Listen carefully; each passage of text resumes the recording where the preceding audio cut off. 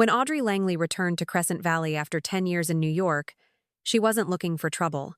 Her mother's passing had been sudden, the funeral brief and private, and the modest ranch she'd left behind was supposed to be just that, modest. A weathered house, a dusty barn, and maybe a few antique tools. What Audrey found instead was a steel lockbox buried beneath the floorboards of her mother's sewing room, and the moment she pried it open, she knew something was wrong. Inside was a collection of faded land surveys, old legal deeds, and a yellowing photograph marked with an oil company logo, Argonne Petro. At the bottom was a small USB drive labeled CV Res 109. It wasn't just her mother's ranch. It sat on top of something valuable, something dangerous. By the time Audrey left the ranch office that day, she'd already noticed two things out of place. The power meter had been tampered with and someone had broken the padlock on the north gate. She didn't call the sheriff. Not yet. She called a name she hadn't said in a decade. Caleb Reyes. Once her high school flame, now a regional fire marshal, Caleb still lived in Crescent, still had that same guarded stare, still held too much of her past. "You said your mom was off the grid," he said, studying the USB she handed him. She was. No bank accounts, no cell phone, she didn't even have internet. So why was she keeping geological survey data encrypted and hidden under the floor? Audrey didn't have an answer. They plugged the USB into Caleb's secure laptop. What they saw made Audrey's breath catch.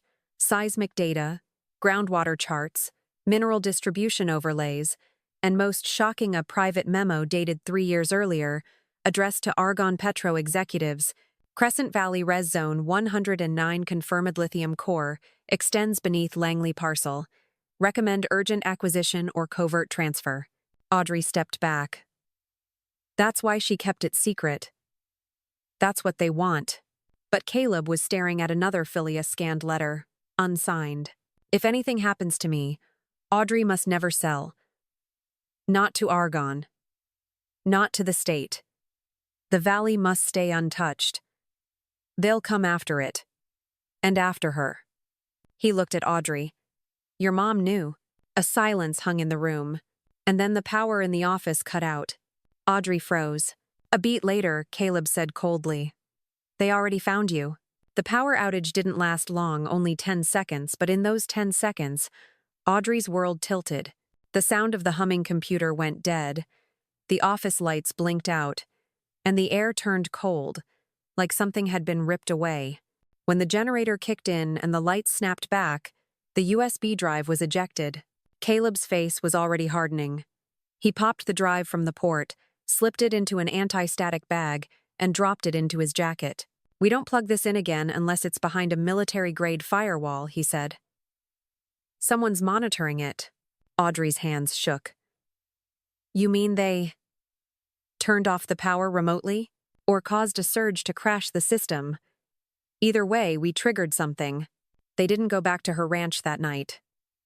Caleb insisted they stay at a motel on the edge of Tona Place without records, where cell signals didn't reach well. It had peeling wallpaper and a television that still used buttons, but at least the doors locked. Audrey didn't sleep. Her thoughts were a knotted mess of worry and disbelief. In the morning, they met with Kara Winslow, an environmental scientist from the university Caleb occasionally worked with during fire investigations. She was younger than Audrey expected, maybe 30, but spoke with the certainty of someone who had seen too many cover-ups and not enough justice. When Caleb showed her the USB contents, offline on a secure air-gapped tablet, Kara's eyes widened. "This isn't just lithium," she said. "That valley sits on a rare earth composite, cerium, neodymium, even traces of scandium. This could be worth billions." "But why keep it quiet?" Audrey asked. Kara leaned forward. "Because if Argonne Petro reported the discovery, it would trigger a state review, tribal consultations, and a media circus. But if they got the land quietly, say, from a grieving daughter who didn't know what she had, then they could extract everything before anyone noticed." Audrey felt sick. Caleb turned to her.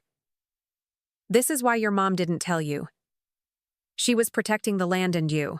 Back at the ranch, Audrey found more signs of intrusion. A single muddy boot print in the hallway. The back gate cracked open. Her mother's old photo album cents stacked neatly were scattered across the floor. "Don't touch anything," Caleb warned. "Let me photograph it all." As he documented the scene, Audrey sat on the edge of her mother's bed, thumbing through one of the albums. Inside was a photo she didn't recognize her mother standing beside a man in an Argonne uniform. The date on the back read, August 2004. She flipped the photo over again. In the background was the distinctive silhouette of the northern mesa.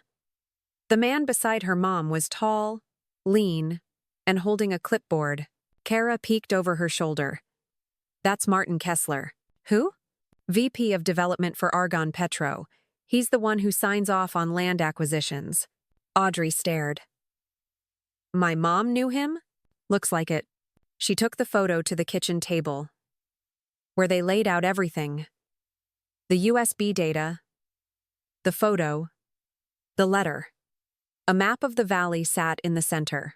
"Here," Kara pointed, tapping a red circle drawn on one of the surveys.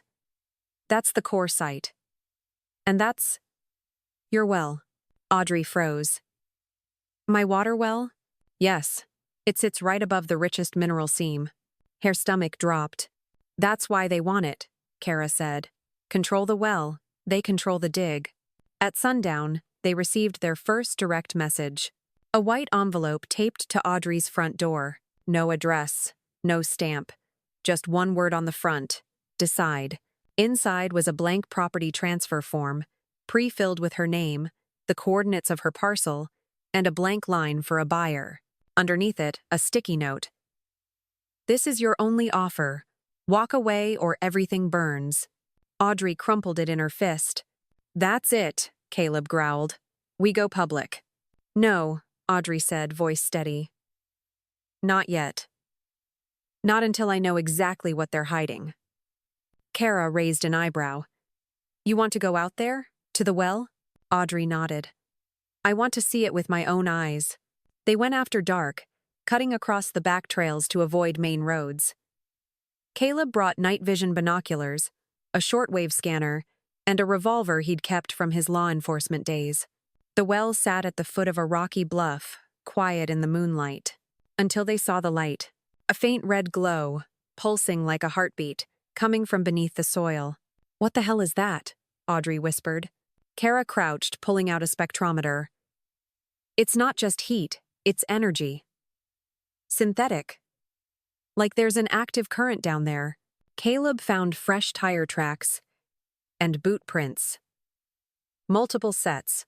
Someone's been digging here," he said. "Not long ago." Audrey stood silently above the well, heart racing.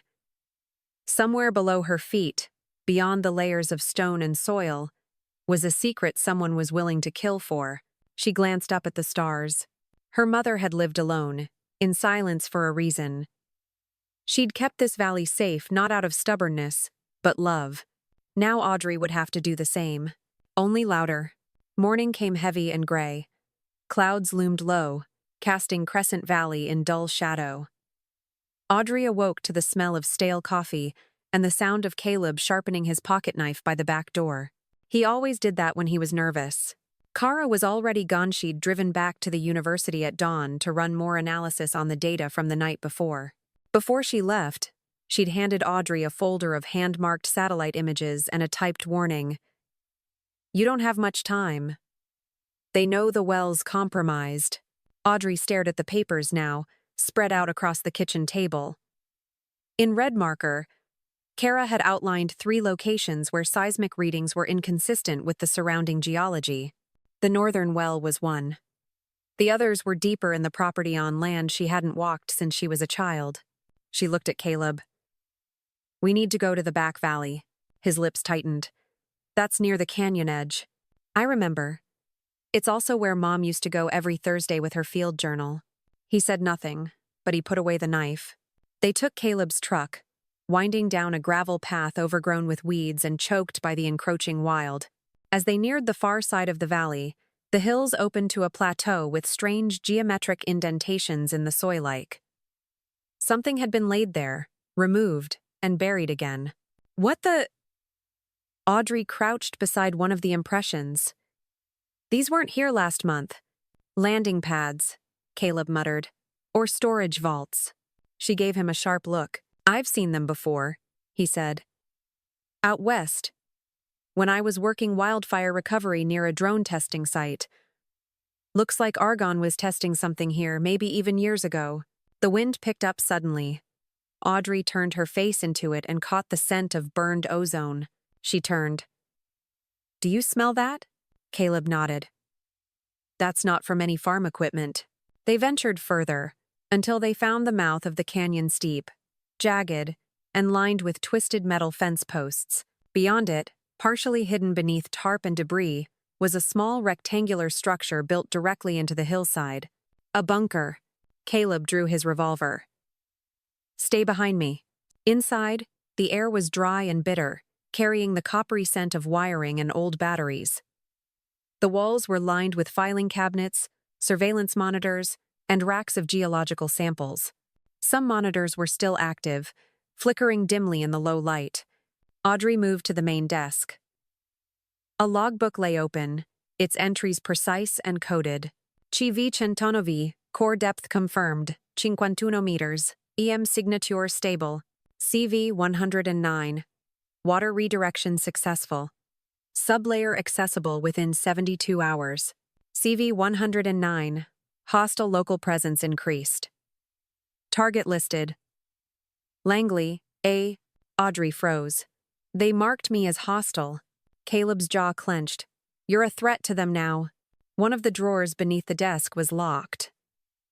Caleb smashed it open with the butt of his gun. Inside were satellite prints, invoices, and a burner phoneite's battery removed. Among the papers was a payment ledger. Names, dates, transaction amounts. Caleb ran his finger down the list. Sheriff Douglas. That's a payout for silence. Audrey grabbed another sheet. County Assessor. State Energy Commissioner. They bought everyone.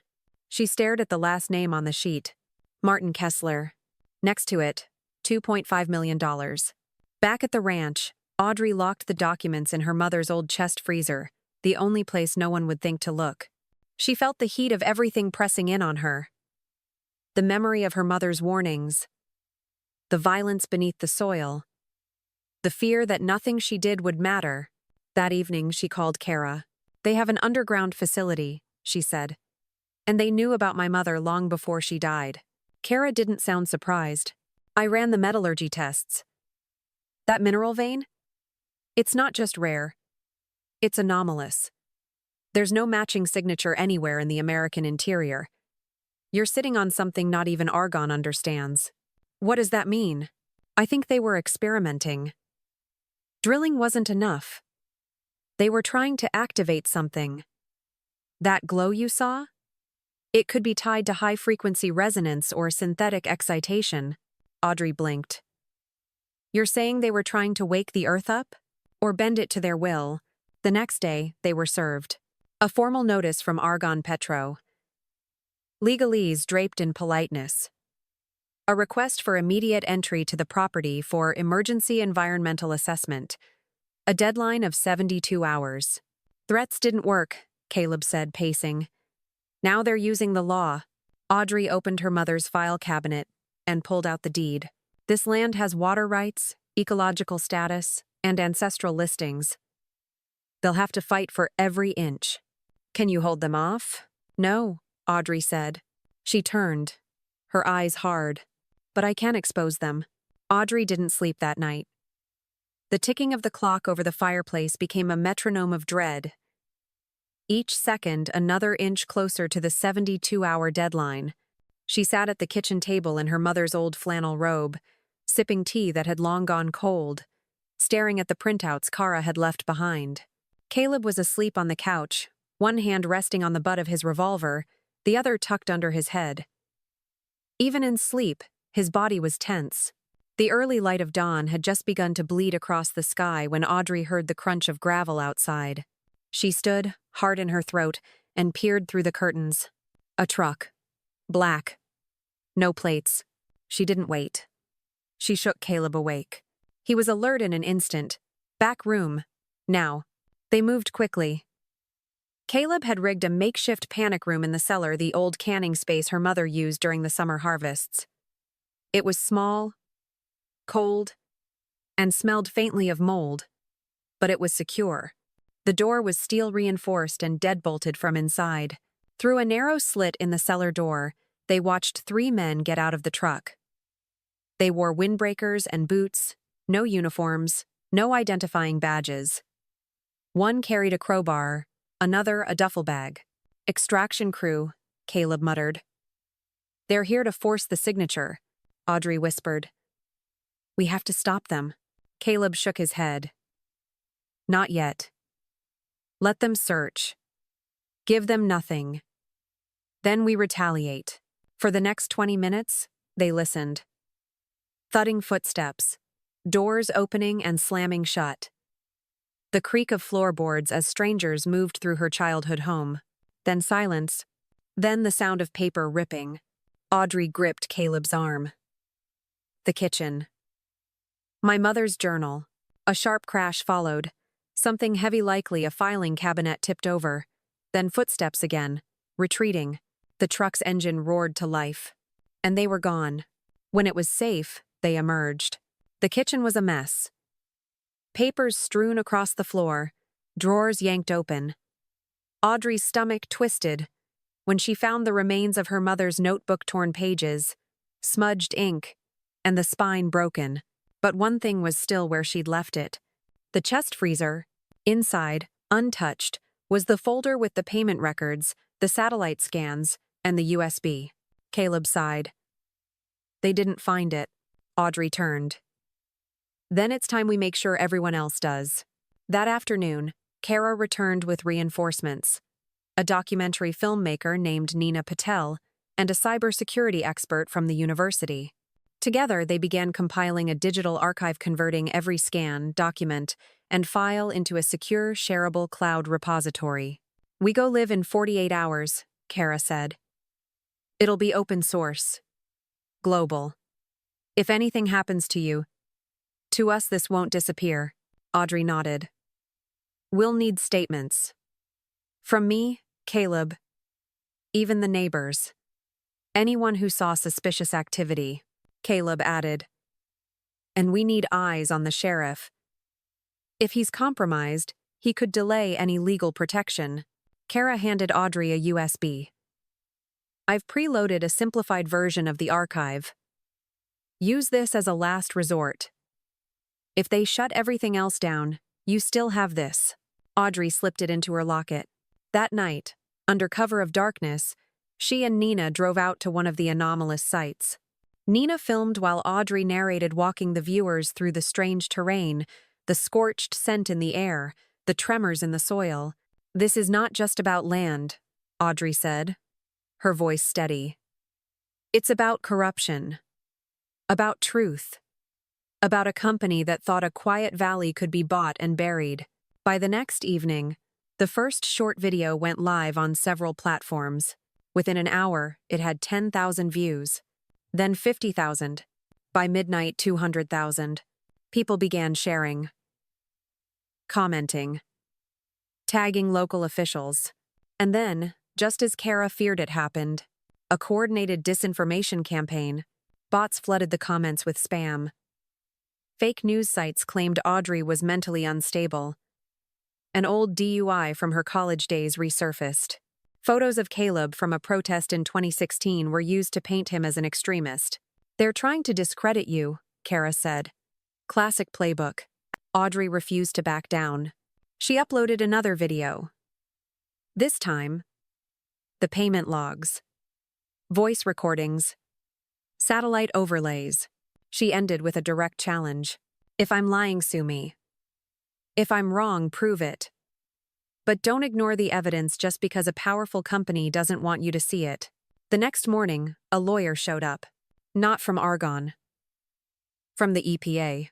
Her name was Janelle Harris. She was tall, composed, and furious.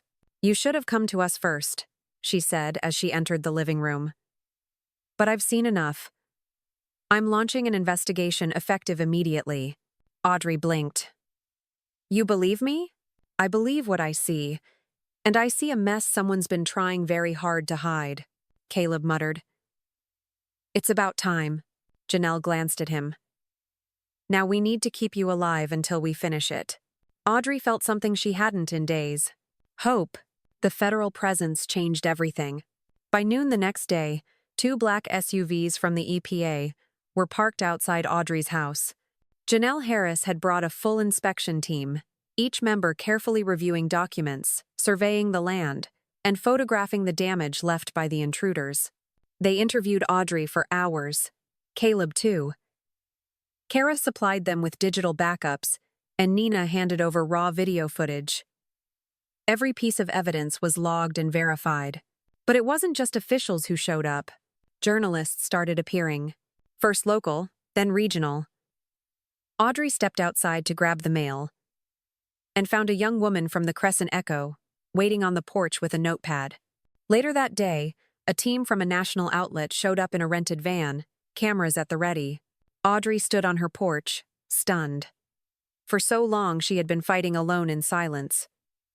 Now, the noise was unavoidable. You okay? Caleb asked, stepping up beside her. She nodded. Just trying to stay ahead of it. Inside, Janelle was reviewing the full archive with a forensic tech when her phone buzzed. She answered, listened for a moment, and then her expression hardened. That was Justice, she said. Argonne's attorneys just filed a restraining order against you, Audrey. They're accusing you of trespassing on corporate property. Audrey blinked. Trespassing? On my own land? They're claiming your well sits on a disputed mineral corridor they staked 5 years ago under an old energy lease. The one they forged, no doubt. Kara looked up from her laptop. I can disprove that in under a minute. Good, Janelle said. Because they're also requesting an injunction to halt our investigation. Audrey's chest tightened. So they're fighting back. Hard. That night, Audrey sat in the barn with Caleb, reviewing what remained of her mother's field journals. One entry, buried deep in the last notebook, caught her attention. The energy below doesn't behave like anything I've studied. It pulses. Responds. Almost like it's listening. I worry they've woken something they don't understand. Caleb read over her shoulder. That's not geology, that's fear. Audrey stared at the words. Do you think it's why she got sick? You think it's environmental exposure? She nodded. The headaches, the tremors, they started after she found the deposits. Kara later confirmed the theory. There are compounds in rare, earth sites that can interfere with the nervous system, especially when poorly handled. If they drilled carelessly, your mom may have been exposed to volatile particles. That night, Audrey wept quietly, alone. Grieving not only her mother's death but the possibility it wasn't natural. 2 days later, everything shifted again. A whistleblower contacted Kara through an encrypted email. Claimed to be a former contractor for Argonne Petro. Kara met him in a diner outside Santa Fe. He was nervous, rail-thin, and refused to remove his baseball cap. I'm not giving you my name, he said. But I'll give you this. He slid a flash drive across the table. What's on it? Kara asked. Video. Internal memos. Drill data logs. Proof that Argonne falsified geological surveys to avoid triggering federal oversight. And footage of them bribing county officials. Kara's fingers tightened around the drive. Why now? Because I saw what they did to your friend's place, he said. And because I have a daughter. I don't want her growing up in a world where people like them win. The drive was gold. Kara returned that night and called an emergency meeting. In Audrey's living room, she played a video that silenced everyone. Martin Kessler. On hidden camera. Laughing. We don't need them to sign anything. Just make them uncomfortable enough to want to leave. Turn off their power, block their roads, burn a few sheds if we have to. And if they don't leave, then they'll wish they had. Audrey's hands clenched into fists. Caleb turned to Janelle. That's enough to bring them down. Janelle nodded. I'm calling a press conference. The next day, Janelle stood before a row of cameras and microphones, flanked by Audrey, Caleb, and Kara. Nina streamed it live. Janelle's voice rang clear. "We have evidence of corporate misconduct, environmental tampering, fraud, and intimidation. Effective immediately, Argonne Petro's operations in Crescent Valley are suspended pending a full federal investigation." The crowd erupted. Questions flew. Audrey could barely hear over the rush in her ears. Then Janelle turned to her. "Miss Langley, do you have anything to say?" Audrey stepped up, took a breath, and looked into the cameras.